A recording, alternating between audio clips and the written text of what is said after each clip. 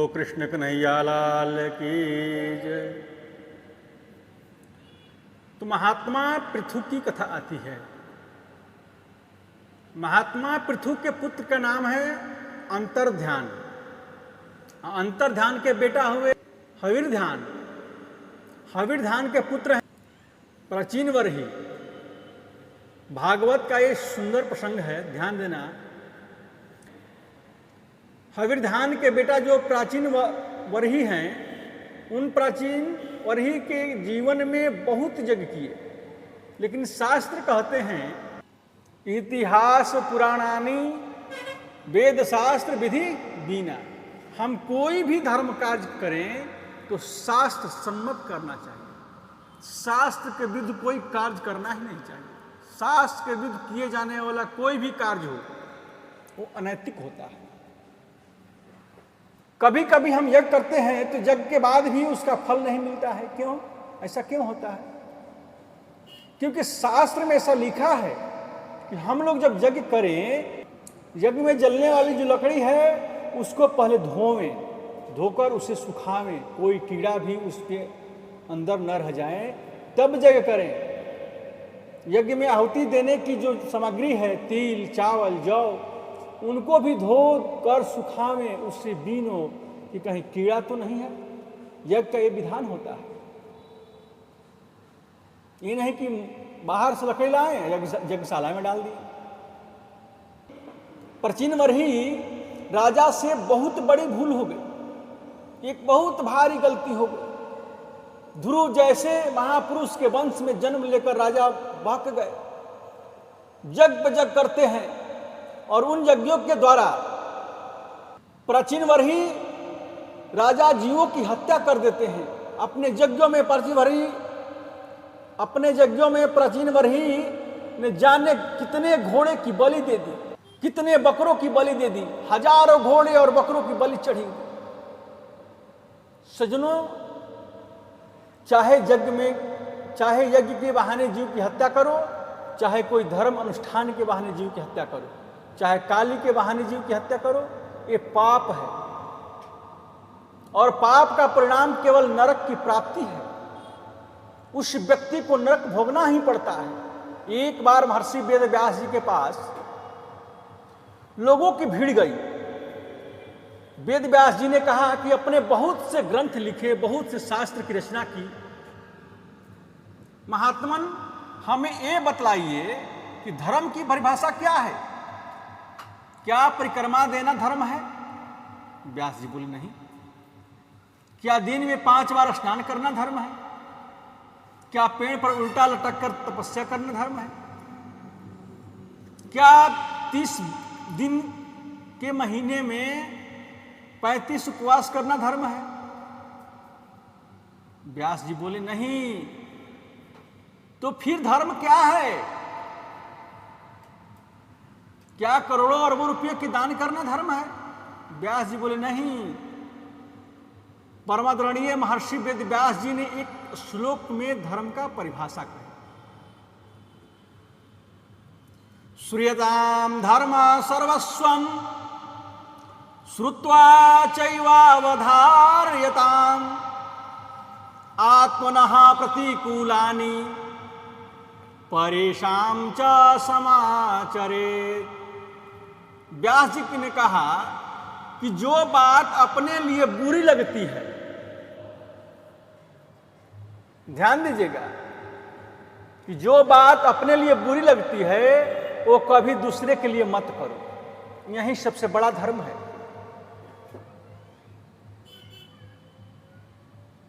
हमें doctor injection लगाता है तो पीड़ा होती है, तो कई तो मैया रो रो कर,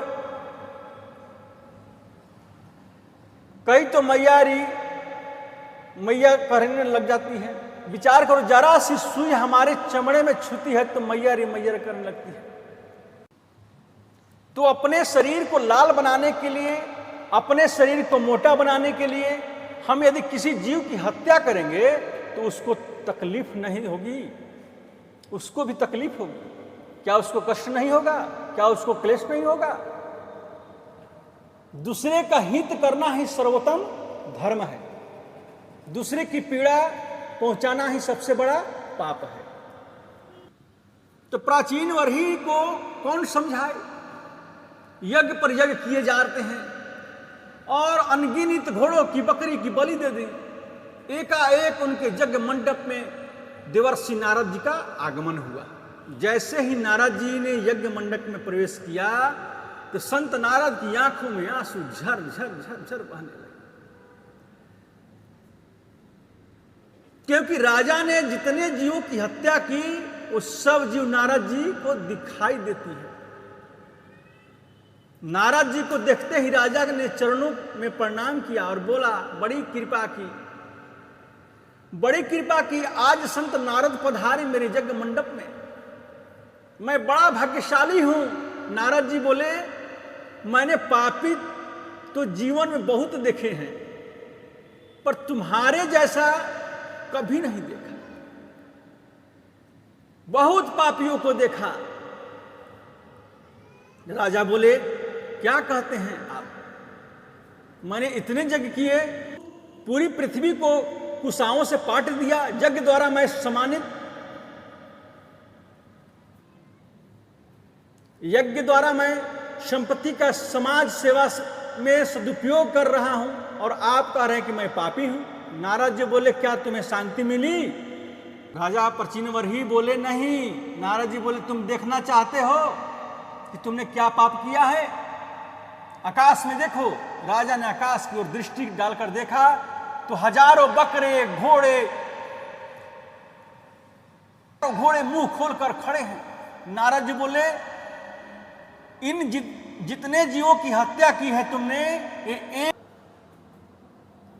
एक जीव तुमसे बदला लेंगे और तुम बचकर नहीं जा सकते। राजा ने कहा, हे नारद जी, मैंने अपने मन से तो बहुत कुछ नहीं, वेद में जैसा लिखा है, पशुन आलभेत, अर्थात पशुओं का आलभेत यज्ञ में करना चाहिए, उसके आधार पर मैंने बलि दी। नारद जी ने कहा, राजन, आलभेत का अर्थ मारना नहीं होता, बल्कि आलभेत को हम छूना बोलते हैं।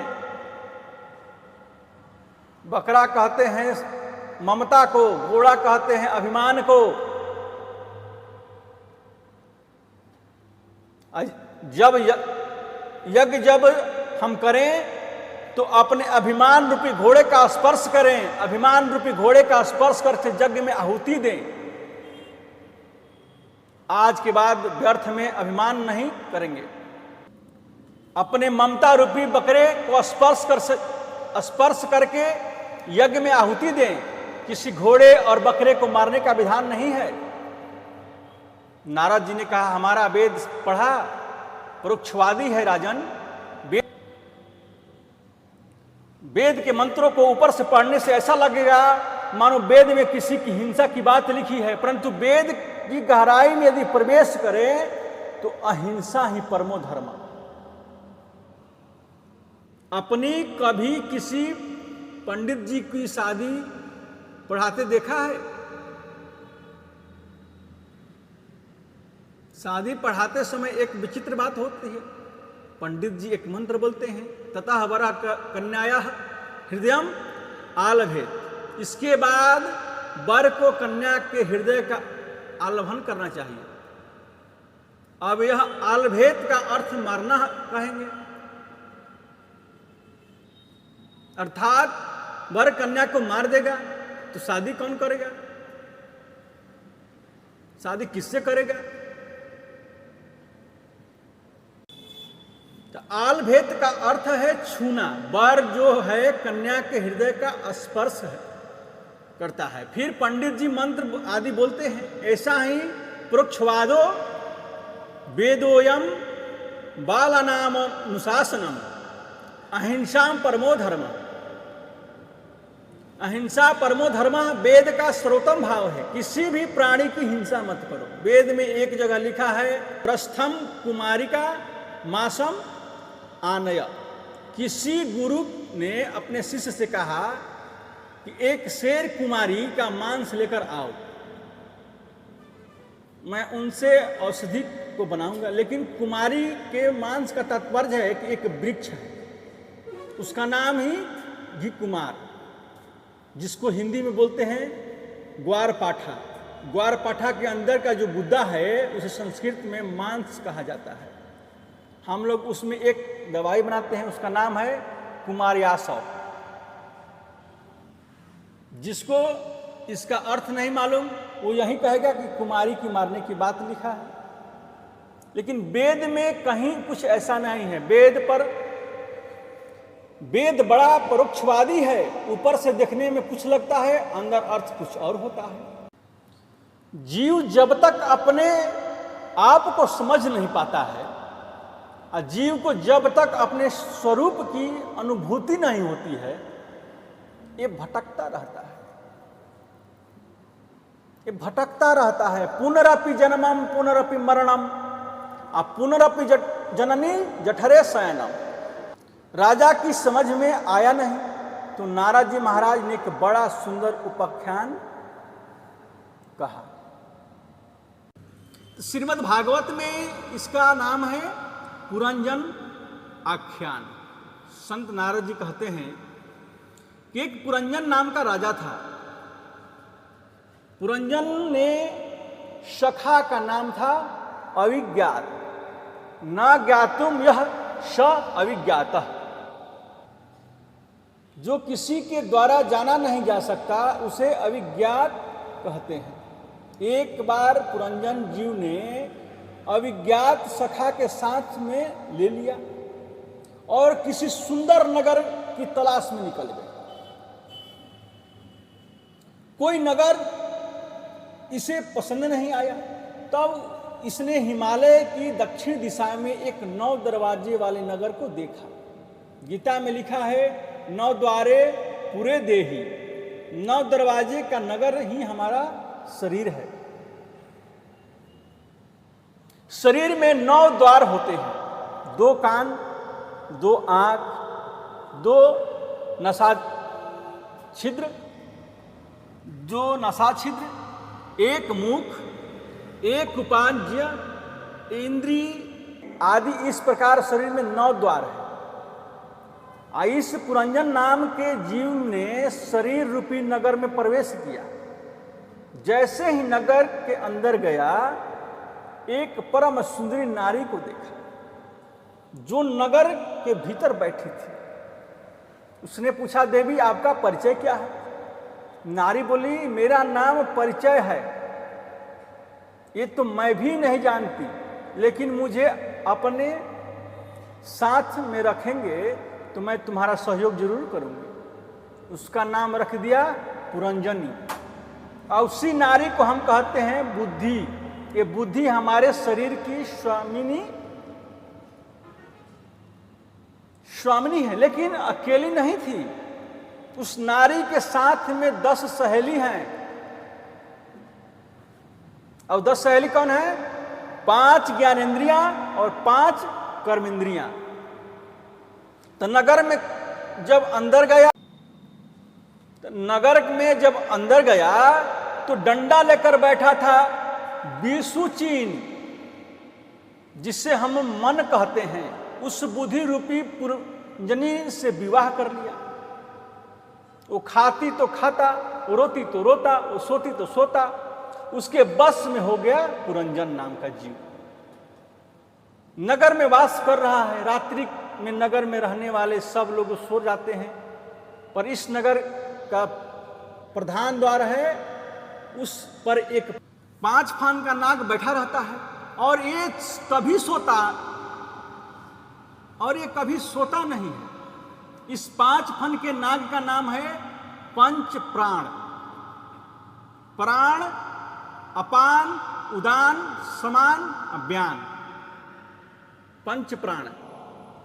रात्रि में जब हम सो जाते हैं तो सब इंद्रियां भी सो जाती है, लेकिन ये प्राणी कभी नहीं सोते।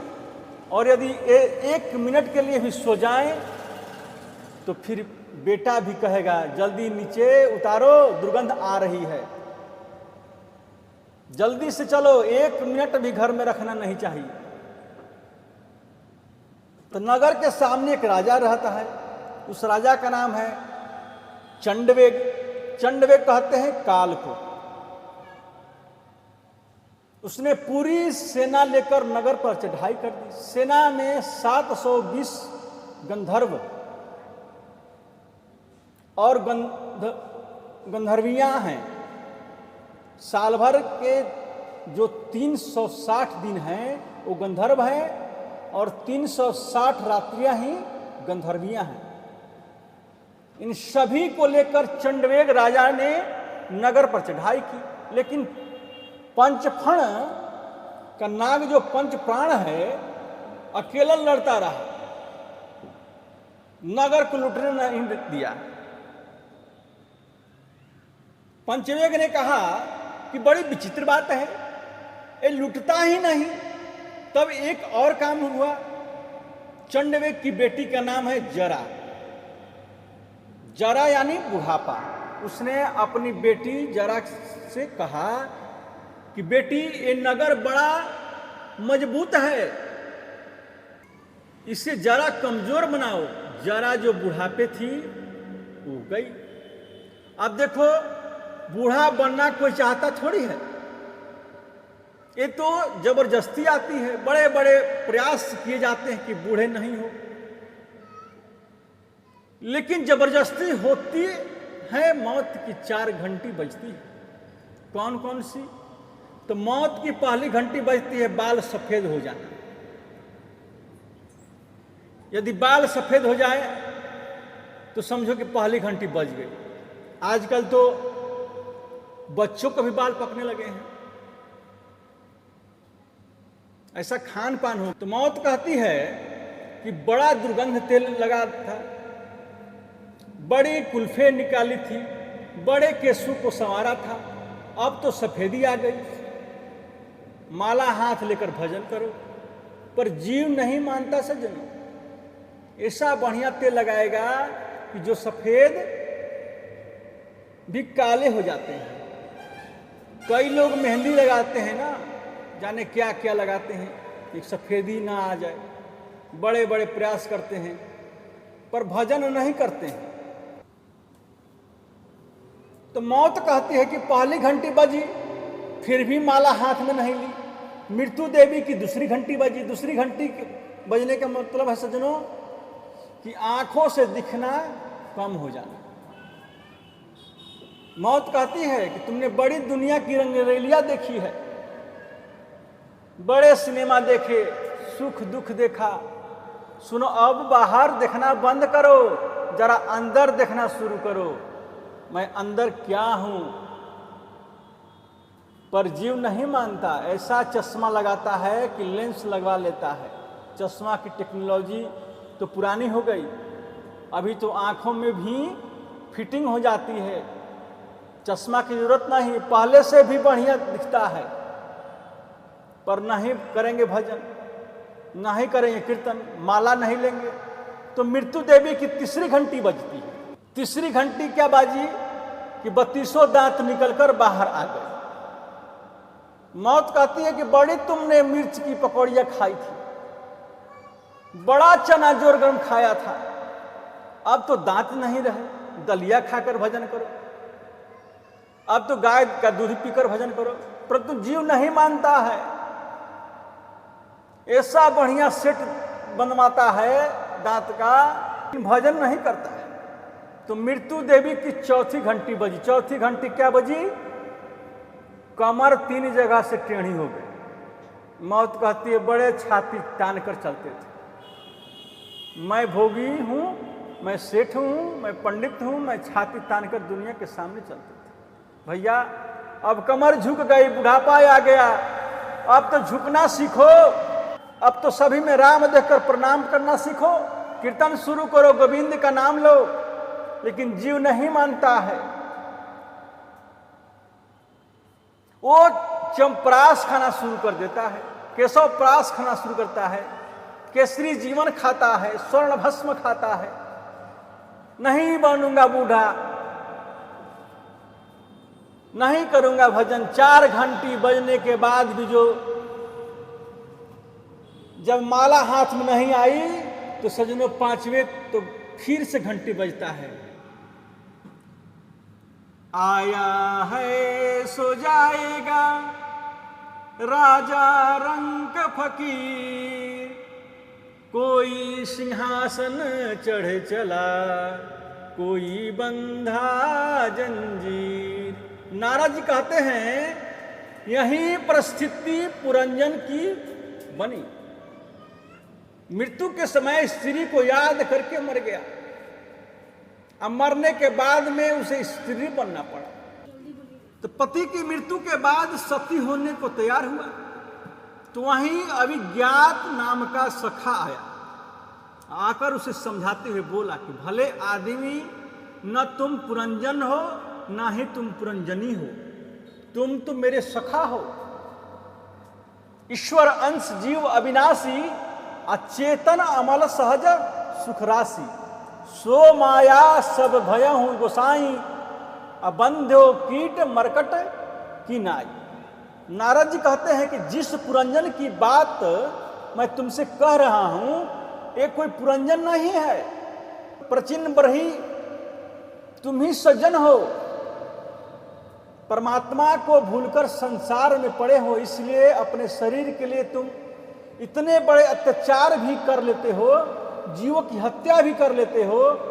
प्रत्येक परिस्थिति में परमात्मा को याद करो। परमात्मा ने शरीर जो दिया वो केवल विषयों को भोगने के लिए नहीं दिया है, ये शरीर मिला है गोविंद के चिंतन करने के लिए, गोविंद को याद करने के लिए। इसको बेकार में गुजारोगे तो इससे बड़ी नासमझी और क्या हो सकती है। प्रत्येक परिस्थिति में गोविंद को याद करो। नारद जी ने कहा, प्रचिन्न बरही को ऐसा सुंदर उपदेश किया और वहां से चले गए। आचार्य सुखदेव कहते हैं कि परीक्षित, श्री मैत्रेय मुनि के मुंह से इन समस्त प्रसंगों को सुनकर विदुर जी को परमानंद की अनुभूति हुई और विदुर जी मैत्रेय जी को प्रणाम कर वहां से चले गए। बोलो कृष्ण कन्हैया लाल की।